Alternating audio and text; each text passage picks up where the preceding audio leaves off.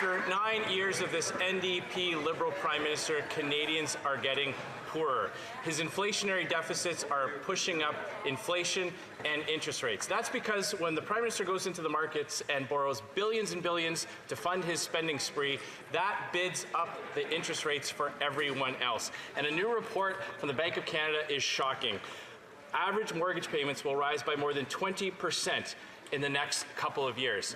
Where the heck are Canadian families supposed to come up with an extra few $100s just to pay higher mortgage payments for the homes they already own? I'm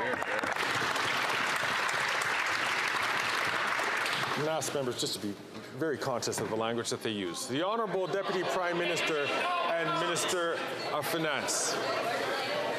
Mr. Speaker, given that it is my first opportunity to speak in the House today, I want to speak about a very grave threat to Canadians.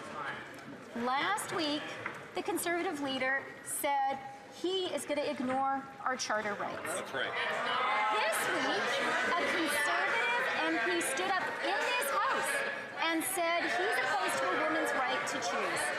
And now Conservative MPs are outside attacking a woman's right to choose. So now we know the truth. They're going to attack our charter rights. They're going to attack the rights of every woman in Canada. Hear, hear.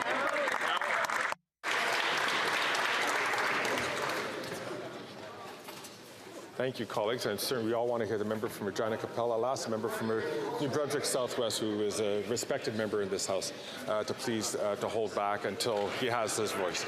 The honourable member from Regina Capella. None of that is true, Mr. Speaker. She's just desperate to distract from her own record. And she's trying to console Canadians by saying that everything's okay because she hasn't quite maxed out the national credit card just yet. But all of that spending and borrowing is having an impact. In fact, Desjardins Financial has concluded that output per capita fell in every province last year, which is the broadest base standard of living decline in Canadian history other than the pandemic, costing Canadian families $4,200 a month. Will somebody over there please cut up the national credit card before more Canadians go bankrupt?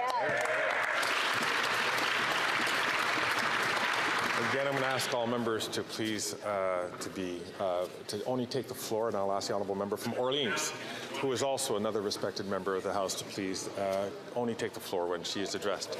The Honourable Deputy Prime Minister, Minister of Finance. Mr. Speaker, there was a lot of shouting while I was speaking from the other side of the House. And that is because they are afraid that Canadians are starting to understand their real plan. Canadians have seen they hang out with white supremacists and don't disavow them. Canadians have seen they are getting ready to tear up the Charter of Rights. And now we know the first right they're going to attack, a woman's right to choose, just like the far right has done south of the border. But we will not let them. Hear, hear. The honourable member from Regina Capella. We'll take no lessons from a government that's trampling over free speech rights by trying to control the internet and control what Canadians can see and post online.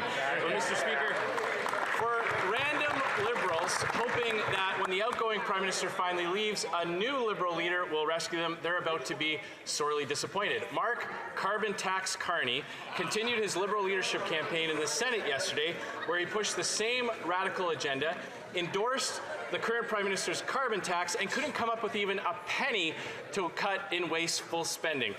If Mark Carbon Tax Carney won't do it, the current Prime Minister won't do it, will somebody over there axe the tax and fix the budget? The Honourable Deputy Prime Minister and Minister of Finance.